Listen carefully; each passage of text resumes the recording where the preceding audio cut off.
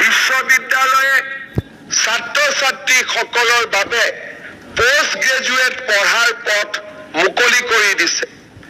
যোৱা সৌখিদিনাখন আমি অসমত নতুনকৈ 7খন বিশ্ববিদ্যালয়ৰ কাম আৰম্ভ কৰিছো।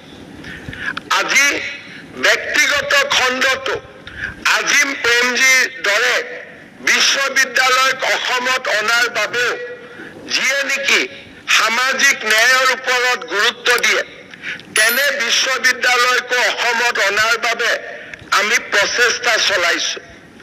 কেন্দ্ৰীয় চৰকাৰৰ প্ৰতিখন ৰাষ্ট্ৰীয় প্ৰতিষ্ঠান এইমছৰ পৰা IIT লৈকে নেশ্যনেল ফৰেনচিক ইউনিভাৰ্চিটিৰ পৰা ইণ্ডিয়ান ইনষ্টিটিউট অফ মাইন্সলৈকে সৈনিক স্কুলৰ পৰা নবোদয় বিদ্যালয়লৈকে কেন্দ্ৰীয় বিদ্যালয়ৰ পৰা আদৰ্শ বিদ্যালয়লৈকে যোৱা এটা দশকত অসমৰ শিক্ষা খণ্ডৰ আমি ব্যাপক সম্প্ৰসাৰণ কৰিব পাৰিছো, যাতে পোষ্ট গ্ৰেজুৱেট পঢ়াৰ বা মেডিকেলত পঢ়াৰ, ইঞ্জিনিয়াৰিঙত পঢ়াৰ, মেনেজমেণ্টত পঢ়াৰ আকাংক্ষা থকা ছাত্ৰ ছাত্ৰীসকলে শিক্ষাৰ সীমাবদ্ধতাৰ বাবে, সুবিধাৰ সীমাবদ্ধতাৰ বাবে নিজক বঞ্চিত অনুভৱ কৰিব নালাগে। আজি আমি আমাৰ উচ্চ শিক্ষাৰ গতি আমি ইমানেই তীব্ৰতৰ কৰিছো যে আজি অসম ভাৰতৰ ভিতৰতে ডেন্সিটি অফ ইউনিভাৰ্চিটি আৰু ডেন্সিটি অফ মেডিকেল কলেজেছ আমি প্ৰথম 10খন ৰাজ্যৰ ভিতৰলৈ আহিবলৈ সক্ষম হৈছো। আমাৰ ৰাজ্যত এইবাৰ ইণ্ডাষ্ট্ৰী 4.0 আৰু সম্পূৰ্ণ নতুন শিক্ষাদানেৰে আমাৰ ছাত্ৰ ছাত্ৰীক আধুনিক শিক্ষাৰে সুসজ্জিত কৰাৰ বাবে ৰাজ্য চৰকাৰে কলকাতা বিশ্ববিদ্যালয়ৰ বাবে আগবাঢ়িছে, যি ভাৰতৰ ভিতৰতে এখন অনন্য বিশ্ববিদ্যালয় হ'ব, য'ত নেকি ছাত্ৰ ছাত্ৰীসকলে artificial intelligence, machine learning, augmented reality এই ধৰণৰ নতুন পাঠ্যক্ৰমৰ ওপৰত শিক্ষাদান কৰিবলৈ সক্ষম হ'ব। আমাৰ ৰাজ্যত আজিৰ পৰা কেইটামান দিন আগলৈকে আমি যি কল্পনা কৰিব পৰা নাছিলো তাক আজি আমি বাস্তৱত ৰূপায়িত হোৱা দেখা পাইছো। 14খন মেডিকেল কলেজ আজি 25খন মেডিকেল কলেজ হোৱাৰ বাবে আগবাঢ়িছে। আমাৰ ৰাজ্যত বিশ্ববিদ্যালয়ৰ সংখ্যা 25ৰ দেওনা পাৰ কৰিছে। মহাবিদ্যালয় প্ৰায় 400খন মহাবিদ্যালয় আজি আমাৰ ৰাজ্যত শিক্ষাৰ জ্ঞান আৰু প্ৰজ্ঞাৰ আলোক বিতৰণ কৰিছে। আৰু আজি এই সকলোবোৰ সুবিধা দৰিদ্ৰ আৰু মধ্যবিত্ত সমাজখনে লাভ কৰিছে। আজি আমাৰ ৰাজ্যত দৰিদ্ৰ আৰু মধ্যবিত্ত পৰিয়ালসকলৰ বাবে আমি শিক্ষা গ্ৰহণত যাতে অৰ্থনৈতিক সম্পদ বাধাৰ সৃষ্টি কৰিব নোৱাৰে তাৰ বাবে আমি এখন ডাঙৰ প্ৰাচীৰ আমি নিৰ্মাণ কৰিছো।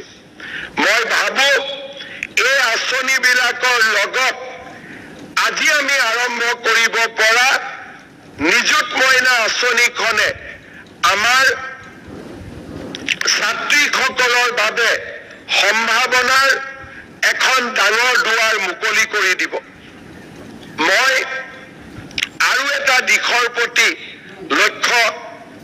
দৃষ্টি আকৰ্ষণ কৰিব খুজিছো। আমি যিখন সমাজ দেখা পাওঁ সেইখন সমাজ কিমান ধৰণে সমাজৰ প্ৰকৃত তথ্য আমাক দিব পাৰে তাৰ ওপৰত মোৰ নিজৰে প্ৰশ্ন চিহ্ন আছে। আমি বহুত দিনলৈ অনুভৱ কৰিব পৰা নাছিলো যে আমাৰ বছৰৰ ছোৱালীয়েও মাতৃত্বৰ বোজা গ্ৰহণ কৰিবলগীয়া হয়।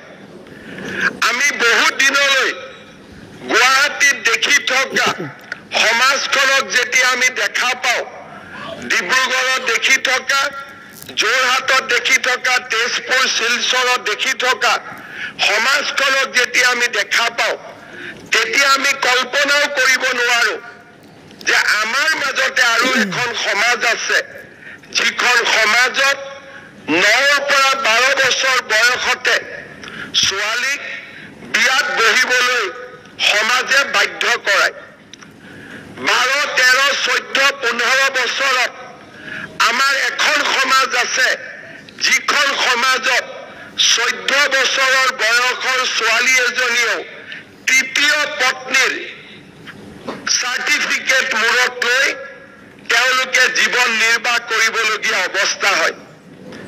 আৰু ইয়াৰ স্বাভাৱিক পৰিণতি হৈছে যে তেওঁলোকক প্ৰথম পৰিয়ালে কলেজ আৰু স্কুলত যোৱা বন্ধ কৰে, আৰু কলেজ আৰু স্কুলত যোৱা বন্ধ কৰাৰ 4 মাহৰ পিছত তেওঁলোকক বিয়াত বহিবলৈ বাধ্য কৰোৱা হয়, আৰু পৰৱৰ্তী সময়ত মাতৃত্বৰ বোজা গ্ৰহণ কৰিবলৈ তেওঁলোকক বাধ্য কৰোৱা হয়।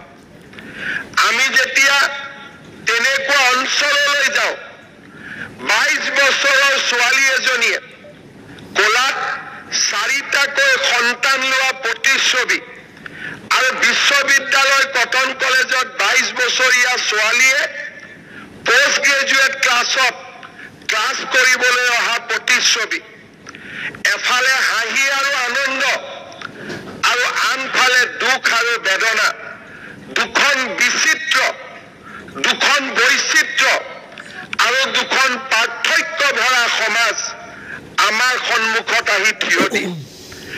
আমি যিসকলে ষ্টেটাছ কোড ভাল পাওঁ, যিসকলে স্থিতাৱস্থাক ভাল পাওঁ, তেওঁলোকে সমাজৰ এই প্ৰশ্নবিলাকক প্ৰশ্ন হিচাপে সুধিবলৈ ভয় কৰিছিল।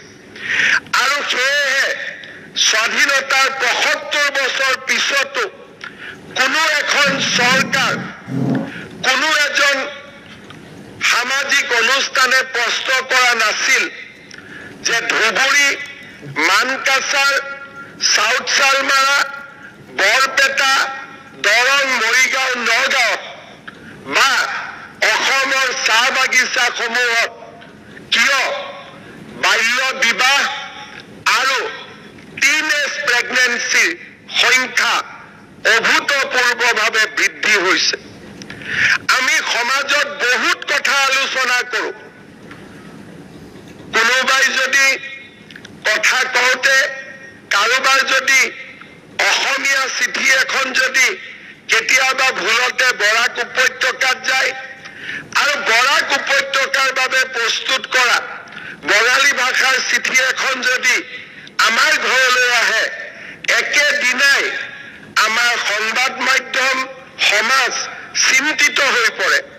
কিন্তু সেইখন সমাজ চিন্তিত হৈ নপৰে যেতিয়া 12 বছৰত এজনী ছোৱালী বিবাহত বহিবলৈ বাধ্য কৰোৱা হয়। সেইখন সমাজে চিন্তা নকৰে যেতিয়া 15-16 বছৰত আমাৰ ছোৱালী প্ৰথমটো দ্বিতীয়টো সন্তানৰ মাতৃ হয়। 12वीं के बाद सपने बड़े होते